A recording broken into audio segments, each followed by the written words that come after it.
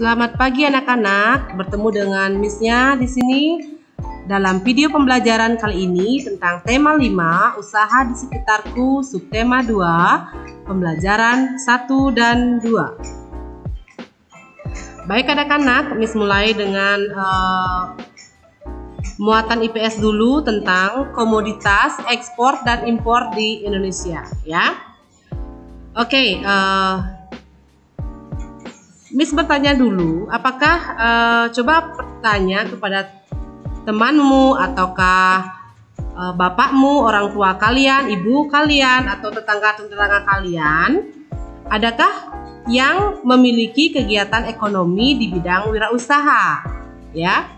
Nah, tentunya di sekitar kalian pasti ada kegiatan yang namanya kegiatan wirausaha, ya. Nah, apakah itu wirausaha?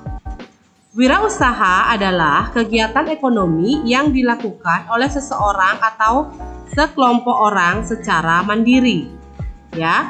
Nah, kalian bisa lihat pada gambarnya Miss di bawah ini ada beberapa kegiatan wirausaha, ya.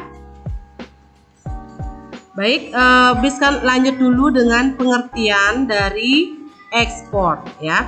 Ekspor adalah kegiatan mengirim atau menjual hasil produksi dalam negeri ke pasar luar negeri. Nah, ini contoh kegiatan ekspor.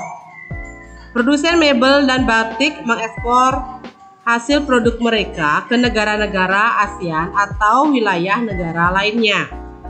Sudah jelas kalian lihat di situ ada mebel dan batik yang siap diekspor ke luar negeri, ya.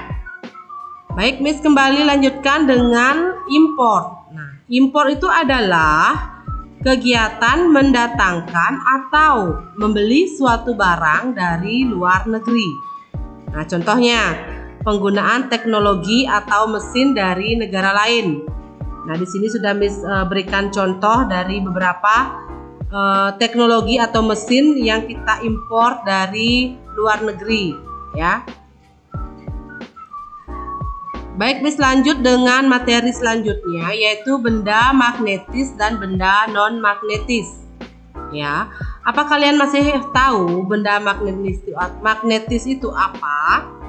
Ya, benda magnetis adalah benda-benda yang dapat ditarik oleh magnet.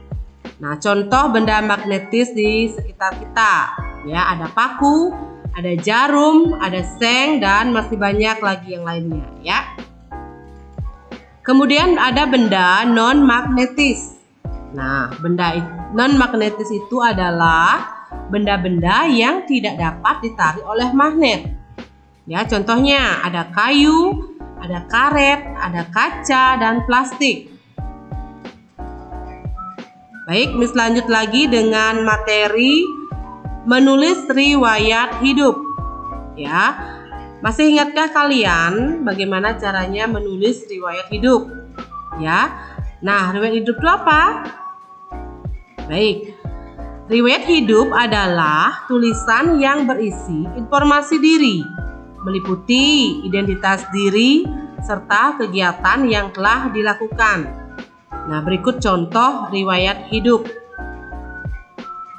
Nah, dari sini kalian bisa lihat data pribadi, ya. Data pribadi itu mencakup ada nama, jenis kelamin, tempat tanggal lahir, kewarganegaraan, status perkawinan, ada agama, pendidikan, alamat, serta nomor email, ya.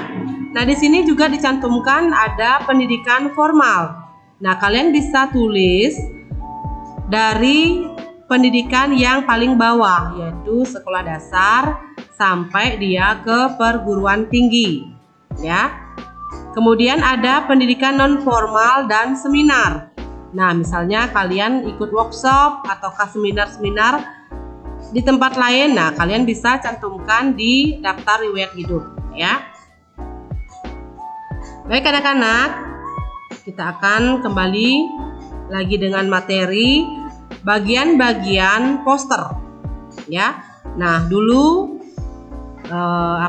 video sebelumnya juga ada tentang bagian-bagian poster, apa itu poster ya. Nah, di sini akan dibahas tentang hal-hal yang perlu diperhatikan dalam membuat poster kegiatan. Yang pertama ada waktu dan tanggal. Yang kedua ada kontak yang bisa dihubungi ya. Jadi jelas dalam poster tersebut harus ada waktu, jamnya, dan tanggal berapakah kegiatan itu akan dilaksanakan, dan kontak yang bisa dihubungi ya. Sudah jelas itu kontaknya ya, misalnya ada 2 orang, ada 3 orang ya, yang berisi nomor telepon yang membuat poster. Baik, Miss lanjut dengan materi mengidentifikasi manfaat keberagaman wirausaha di lingkungan sekitar. Nah, kebutuhan hidup manusia sangatlah beraneka ragam. Untuk memenuhi kebutuhan tersebut, manusia perlu melakukan kegiatan ekonomi.